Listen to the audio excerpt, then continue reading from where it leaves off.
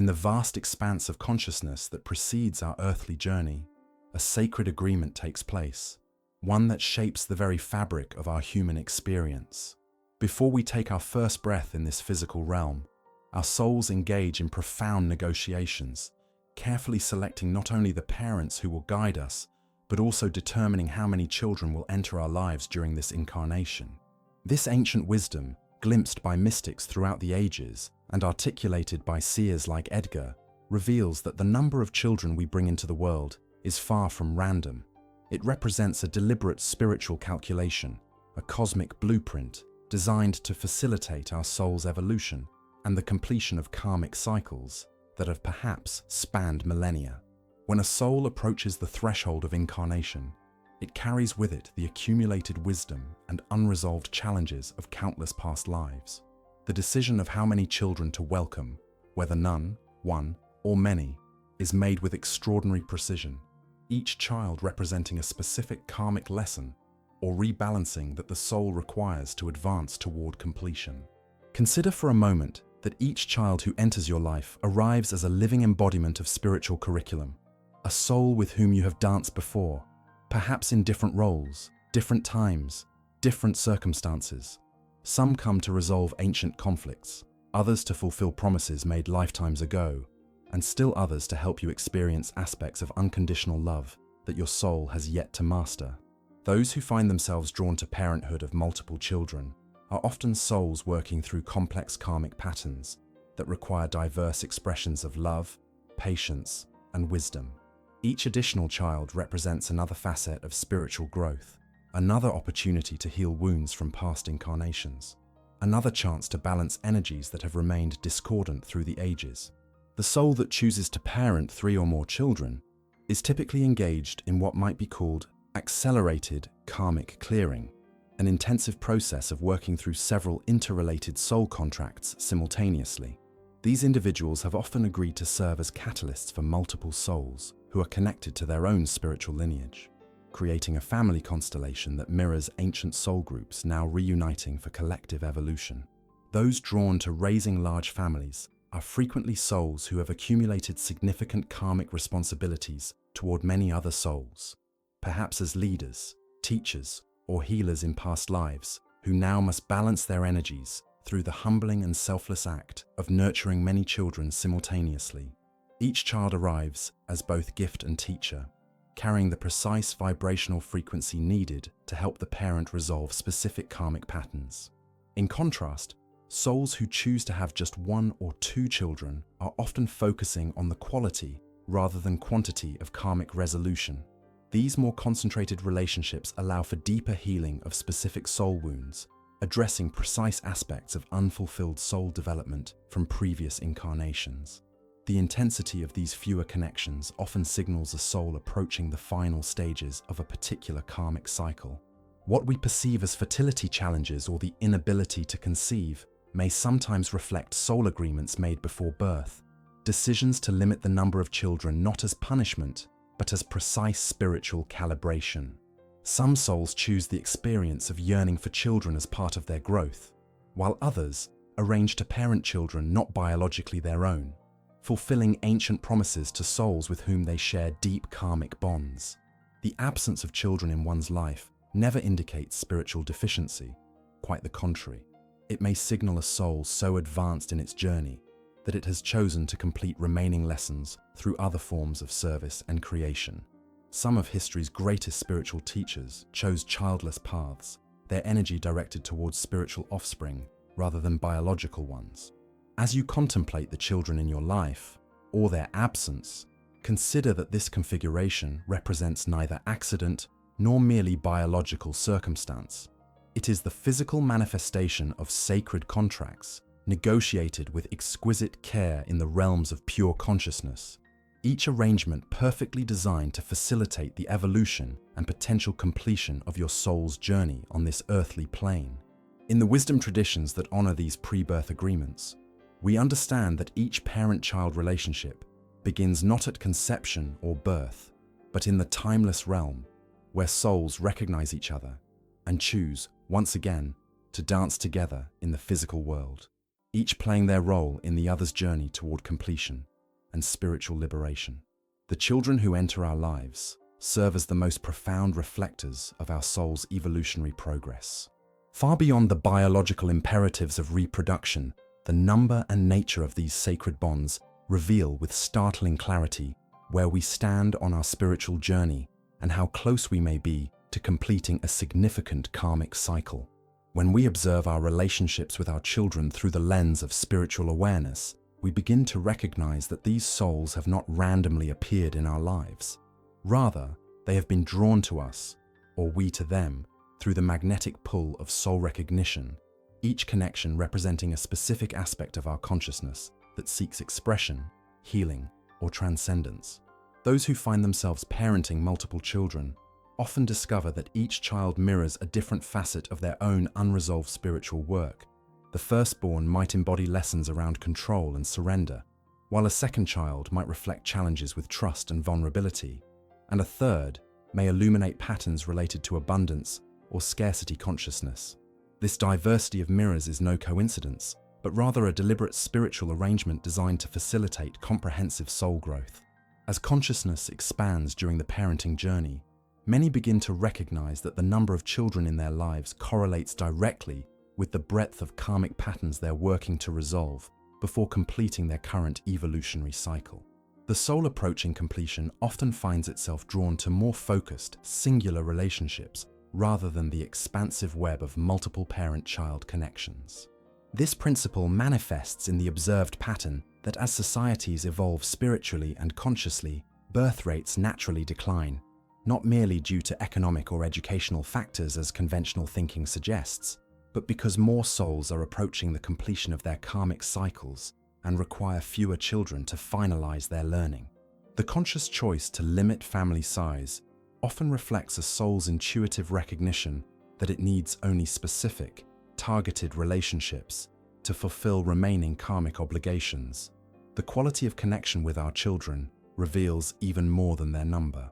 When we parent from wounded, unconscious places within ourselves, the relationship becomes characterized by projection, attachment, and conditional love, signs that significant karmic work remains unfinished.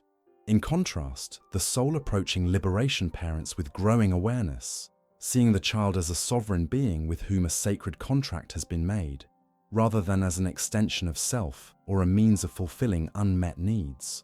Notice how some parents seem naturally capable of allowing their children complete freedom to develop authentically, with minimal impositions of parental expectations or conditional approval. This capacity for detached love, loving without possessing, is a hallmark of a soul approaching the completion of its incarnational cycles. Such individuals recognize that while they may have agreed to guide these younger souls, they do not own them, nor are they responsible for controlling their paths. Particularly revealing is how we respond to our children's suffering. The less evolved soul may rush to remove all obstacles, creating unhealthy dependencies, or conversely, may dismiss the child's pain through emotional unavailability. The soul nearing completion demonstrates the wisdom to honor suffering as necessary for growth, while providing the secure attachment that makes such growth possible, the delicate balance that signifies spiritual maturity. For those with multiple children, each relationship serves as a laboratory for developing different aspects of unconditional love. One child may require boundaries and structure to thrive, teaching the parent firmness with compassion. Another may flourish with autonomy, teaching the parent trust and release. Through these varied dynamics, the soul works through its remaining attachments to control, expectation, and ego identification, the final barriers to spiritual liberation. The soul's proximity to completing its cycle can often be discerned by observing how a parent navigates the inevitable conflicts with their children. Those still early in their spiritual journey tend to engage in power struggles, taking opposition personally. Those approaching completion understand that resistance is not rejection, but rather the necessary friction through which both souls polish their rough edges, releasing karmic patterns that have bound them together across lifetimes. Perhaps most significant is the capacity to recognize and honor the spiritual sovereignty of one's children. Parents who can see their children as ancient souls temporarily in smaller bodies, each with their own spiritual mission that may differ dramatically from the parent's expectations or values, demonstrate the expanded awareness characteristic of souls nearing the completion of their evolutionary cycle. This recognition manifests in the ability to parent without imposing spiritual beliefs, career expectations, or lifestyle choices, allowing the child's innate soul wisdom to unfold naturally. When a parent can say, "I see you, I honor your path, even when it differs from what I might choose for you," they demonstrate the liberation from ego attachment that signals the approaching end of their karmic requirements in the parent-child dynamic.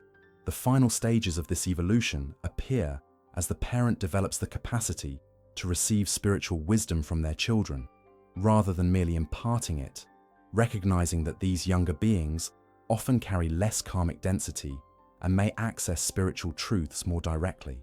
When the parent can become the student, humbling themselves before the innate wisdom sometimes channeled through their children, they demonstrate the ego dissolution that characterizes a soul on the threshold of completing its earthly cycles. As we contemplate the mirrors our children hold before us, we might ask, do we see our children as extensions of ourselves and our unfulfilled desires, or as sovereign souls with whom we've made sacred agreements? Can we love them unconditionally while allowing them the freedom to fulfill their unique spiritual purpose, even when it challenges our expectations? The answers to these questions reveal not just our parenting philosophy, but the proximity of our souls to completing this grand cycle of earthly incarnation. Within the intricate tapestry of soul agreements that manifest as parent-child relationships, there exists a profound distinction between children who arrive to teach their parents and those who come specifically to liberate them. Understanding this difference illuminates not only the purpose behind these sacred connections, but also reveals how close a soul may be to completing its earthly cycles. Some children arrive in our lives carrying what spiritual traditions recognize as old souls, beings who embody wisdom beyond their years, and whose presence serves as a living curriculum for their parents' spiritual development. These teaching souls often display remarkable clarity, intuitive gifts, and emotional depth from an early age. They have agreed, in the pre-birth planning stage, to serve as catalysts for their parents' awakening, often challenging established beliefs and pushing against limitations that have kept the parent's soul tethered to outdated patterns. The arrival of such a teaching soul is rarely comfortable. These children frequently bring challenges that force parents to confront their deepest fears, most rigid beliefs, or most carefully guarded wounds. A child with special needs may arrive to teach patience and unconditional love beyond what the parent believed possible. A highly sensitive child might expose a parent's emotional unavailability, demanding vulnerability where there has been armoring. A strong-willed child might challenge authoritarian tendencies, requiring the parent to develop new approaches to guidance and discipline. Parents who find themselves raising particularly challenging children are often souls approaching a critical juncture in their spiritual development, not being punished, but rather being offered a concentrated opportunity to resolve karmic patterns that have persisted across multiple lifetimes. The intensity of these relationships directly correlates with the significance of the learning opportunity for the parent's soul evolution.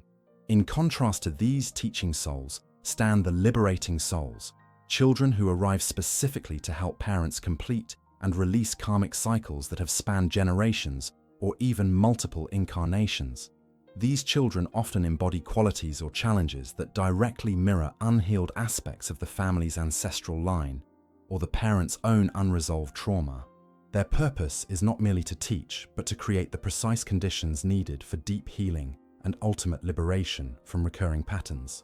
A parent who experienced abandonment in childhood might welcome a child who triggers attachment anxiety, creating the exact conditions needed to finally heal this wound.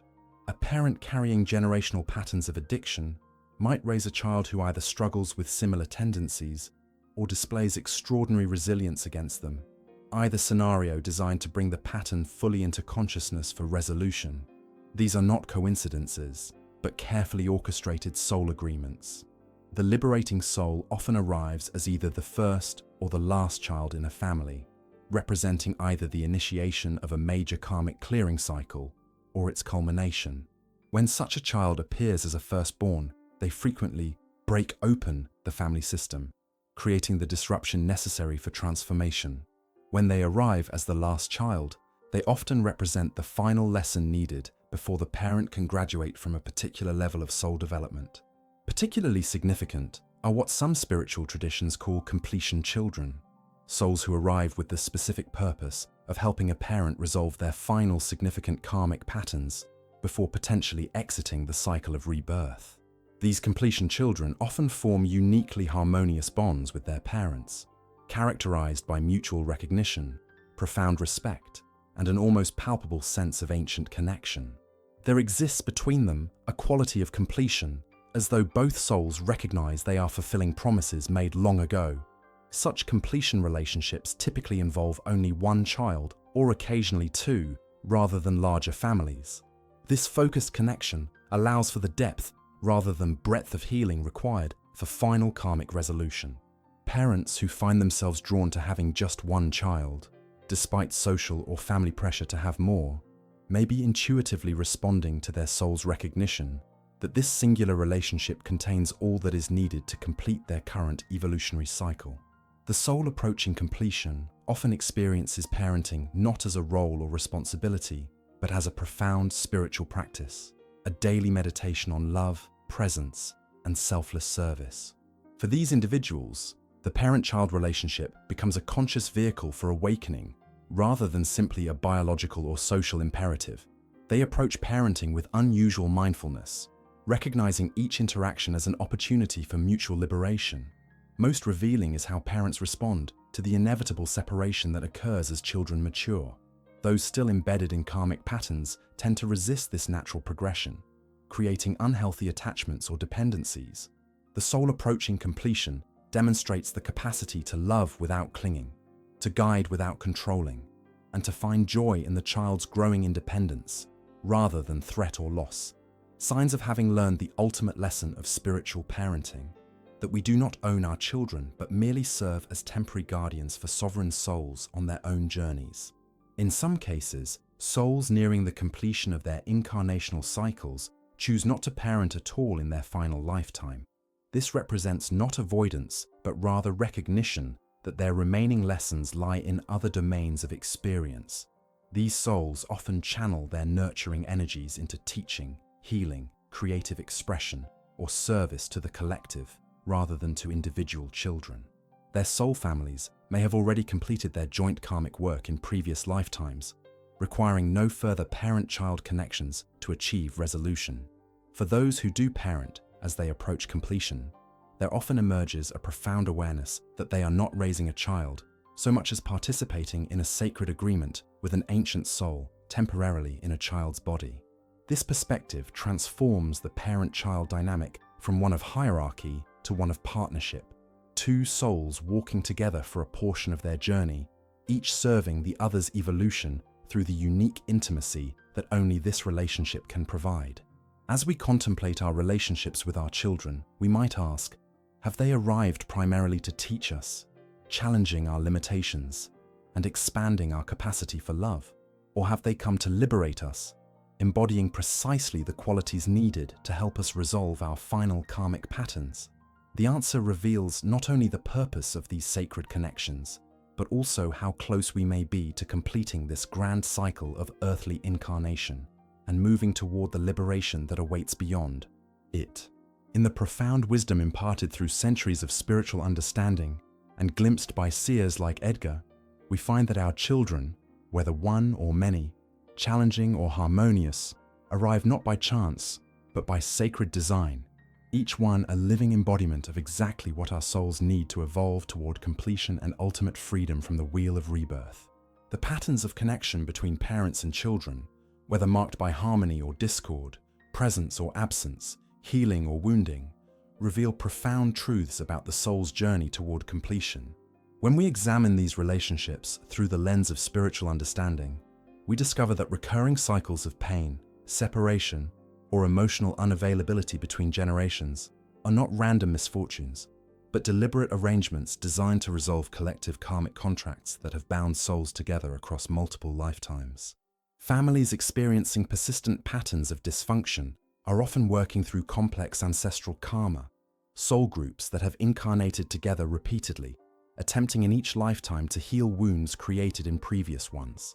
The alcoholic father whose own father abandoned him, raising children who struggle with similar addictions or abandonment wounds, represents not a tragic coincidence, but a soul family attempting, yet again, to resolve patterns that have bound them together across the centuries. These repeating cycles continue until someone within the lineage achieves sufficient consciousness to recognize the pattern and intentionally break it. This spiritual awakening within a family line creates what mystics have called a karmic pivot point, a critical moment when a soul chooses a different response to familiar triggers, thereby altering not only their own trajectory, but potentially liberating the entire ancestral line from patterns that may have persisted for generations. Parents who find themselves consciously working to avoid repeating the wounds inflicted by their own parents are engaged in precisely this pivotal karmic work. Their efforts represent not merely personal healing, but the potential culmination of a collective soul contract that may have spanned multiple incarnations, the final working through of ancient patterns that have kept these souls returning to Earth in various configurations of the same family drama. The number of children a soul chooses to parent in this process of karmic resolution reveals much about its proximity to completion. Those still early in their evolutionary journey often incarnate into large families or become parents to many children, creating a complex web of relationships that provides numerous opportunities to work through various aspects of their unresolved karma. The soul that needs diverse experiences to evolve tends to create multiple, varied parent-child relationships. As the soul approaches completion of its karmic cycles, we often observe a natural reduction in the number of children it chooses to parent. This represents not diminished capacity for love, but rather a distillation of focus, a soul that has resolved most of its major karmic patterns and requires only specific targeted relationships to address its remaining lessons. Such souls increasingly choose quality over quantity in their connections, recognizing that depth rather than breadth of relationship serves their evolutionary needs. Perhaps the most profound indicator that a soul approaches its final incarnation is the choice to have either just one child or none at all. The soul that incarnates to parent a single child often does so to resolve one specific, significant karmic relationship, perhaps the culmination of a soul bond that has played out across multiple lifetimes in various configurations. This singular, focused connection allows for the depth of healing and mutual evolution needed to complete the cycle. Even more revealing is the soul that chooses not to parent at all in its final incarnation. This represents not spiritual immaturity, but often its opposite, a soul so advanced in its evolutionary journey that it has already resolved its major karmic patterns related to parenthood. Such souls frequently redirect their creative and nurturing energies toward collective service, teaching, or spiritual leadership, having transcended the need to create biological offspring to fulfill their sole purpose. Ancient wisdom traditions teach that as the soul approaches liberation from the cycle of rebirth, it increasingly detaches from creating new karmic bonds that would necessitate future incarnations. The decision not to generate new parent-child relationships, whether by having fewer children or none, can therefore represent the soul's intuitive recognition that it is completing its earthly journey and preparing for transition to more subtle dimensions of existence. This perspective transforms our understanding of declining birth rates in spiritually evolved societies. Beyond socioeconomic factors, this trend may reflect a collective soul progression, more individuals approaching completion of their karmic cycles and intuitively choosing not to create new bonds that would require additional incarnations to resolve. The conscious choice to limit family size or remain childless often reflects deep soul wisdom rather than selfishness or materialism, as sometimes judged by conventional thinking. The shift from biological imperative to spiritual mission represents one of the most significant transformations as the soul nears completion.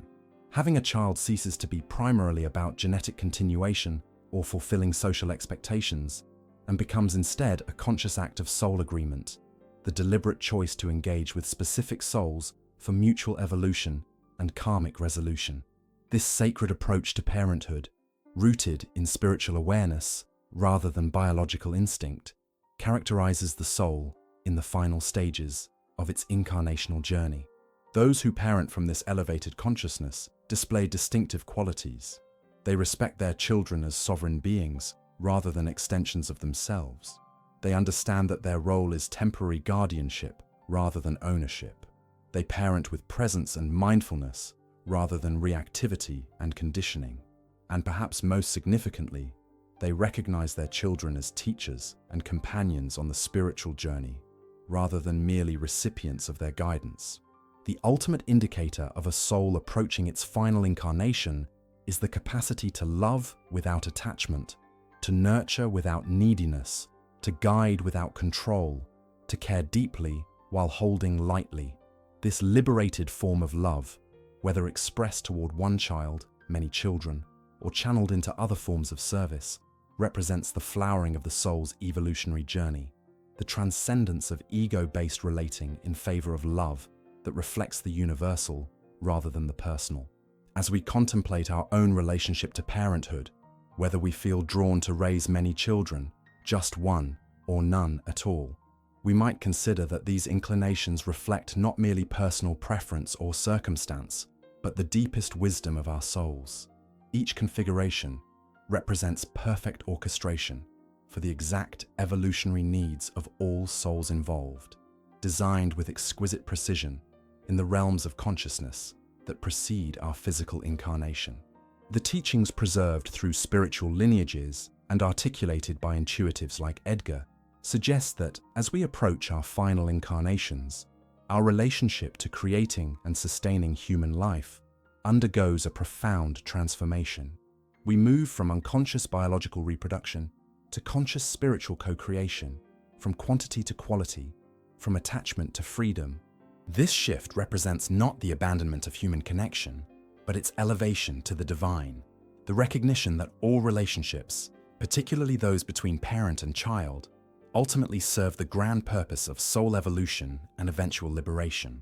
In the end, whether you find yourself parenting many children, just one or none at all, know that this configuration represents neither accident nor merely human choice, but the perfect arrangement for your soul's current needs.